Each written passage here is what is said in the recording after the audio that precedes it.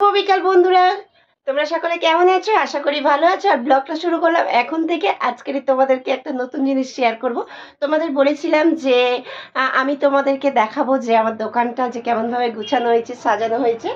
তা এখন আমি রেডি হয়ে গিয়েছি দোকানে যাওয়ার জন্য। তা চলো দোকানে যাওয়া যাক।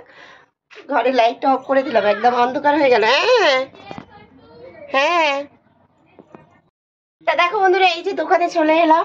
আমি দোকানে চলে এসেছি আর তোমাদেরকে একটু ব্যাক ক্যামেরায় দেখাই। এই যে দোকানে চলে এসেছি। ঠিক আছে, চলো তোমাদেরকে একটু ব্যাক ক্যামেরায় দেখাই, নাহলে তোমরা বুঝতে পারবে না। ঠিক আছে। বাবু, ওপরে কি আওয়াজ হলো রে? ঠিক আছে, চলো একটু ব্যাক ক্যামেরায় দেখাই। দেখো, এটা হচ্ছে আমার দোকানের হচ্ছে পুরো সামন ফন্ট। এটা দোকানের সামন ফন্ট আছে। আর দোকানের সামনে একদম হচ্ছে ওটা হচ্ছে ব্যাংক আছে, জানো তো। আর এদিকে হচ্ছে রাখা হয়েছে এই যে মেশিন আছে, নিচে দেখতে পাচ্ছ, ওটা হচ্ছে সেলাই মেশিন। এদিকে আছে কসমেটিক্স আছে ওই যে। আর এই যে পুরো দোকানটা দেখা, এই সাইডটা তোমাদেরকে আগে দেখাচ্ছি। দেখো এই যে এটা হচ্ছে জামা কাপড় আছে। এই যে দেখো জামা কাপড় আছে এখানে। এগুলোতে হচ্ছে জামা কাপড়। আর ওইটা হচ্ছে পিকো মেশিন আছে, ওটা হচ্ছে পিকো মেশিন। আর এদিকে হচ্ছে বাড়িতে যাওয়ার গেট। আর এদিকে হচ্ছে বেশ কিছু মাল, ব্লাউজ ঝুলিয়ে রাখা হয়েছে। এই যে দেখো, এগুলো হচ্ছে ব্লাউজ ঝুলিয়ে রাখা হয়েছে। ওখানে জামা ঝুলিয়ে রাখা হয়েছে, ওপরে ঠাকুর আছে। আর মেশিনের যে কাজগুলো রেডি হয়ে যায়, সেই কাজগুলো হচ্ছে ওই যে সামসেটের ওপরে তোলা আছে। তাহলে এই হলো আমার দোকান। বন্ধুরা, তোমরা আমার দোকান দেখেছো, তোমরা আমাকে সবাই বলো যে কেউ দিদি, কেউ বৌদি, তোমরা আমাকে বলো যে তোমার কিসের দোকান, কিসের দোকান। তোমাদেরকে দেখালাম। আর এই যে এখানে ইস্ত্রিও আছে। ইস্ত্রিটা আমার কাজে লাগে যখন ব্লাউজ পিসগুলো কুকড়ে যায়। মানে সবাই তো গুছিয়ে রাখে না, মুড়ে মারে রাখে, তখন আমাকে ইস্ত্রি করেই তারপরে পিসটা কাটতে হয়, জানো তো।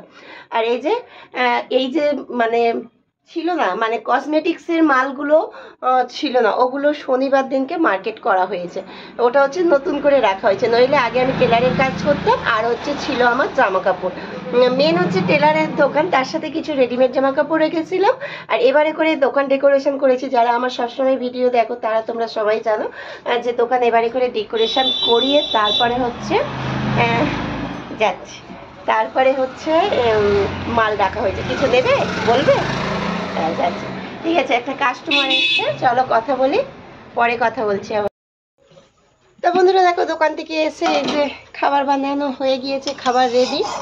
আর কি খাবার বানিয়েছি জানো? আজকে কি বানিয়েছি চলো তোমাদেরকে একটু ব্যাক ক্যামেরায় দেখাই। আমি সেই যে তোমাদের সাথে কথা বললাম, দোকানে ঢুকলাম, তারপর থেকে আর দোকান থেকে বেরোতে পারিনি। এই এখন বাজে হচ্ছে 10:30। আর আমার এখানে আমি সন্ধ্যেবেলা লাইটে, মানে লাইটটা কম, জানো তো। মানে অন্ধকার অন্ধকার হচ্ছে না, সেই জন্য আমি কিছু মানে তোমাদের সাথে শেয়ার করতে পারি না রাত্রেবেলায় করে। তাই যে প্রচণ্ড গরম হচ্ছে, দোকান থেকে এসে একদম যাচ্ছে তাই হয়ে গেছে। তো যাই হোক, চলো তোমাদেরকে দেখাই যে আজকের রাতের বেলার খাবারটা তোমাদেরকে দেখাই। আজকের রাতে হয়েছে কুমড়ো আলু, আর একদম কুমড়োগুলো ঘেটে দিয়েছে। এই যে কুমড়ো আলু ছোলা কড়াই দিয়ে তরকারি হয়েছে। আর এখানে হয়েছে রুটি। আর তোমরা ভাবছো যে হয়তো এতটুকু তরকারি কেন, তরকারি মায়ের জন্য তুলে দিয়েছি। আর এই যে ছেলের জন্য তুলেছি, এখানে রুটি আর তরকারি ছেলের জন্য, মায়ের জন্য দিয়েছি। আর আমি খেয়েছি আজকের ভাত। বাবু,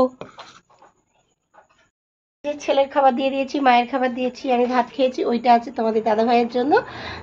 আর আজকের যেহেতু আমি ভাত খেয়েছি বলে তাড়াতাড়ি খেয়ে নিয়েছি, তোমাদের দাদা ভাই আসার আগেই আমি খেয়ে নিয়েছি। তা ঠিক আছে, চলো আজকের ব্লগটা এতটুকুই। সামনের দিন আবার তোমাদের সাথে নতুন একটা ব্লগ নিয়ে দেখা হচ্ছে। টাটা।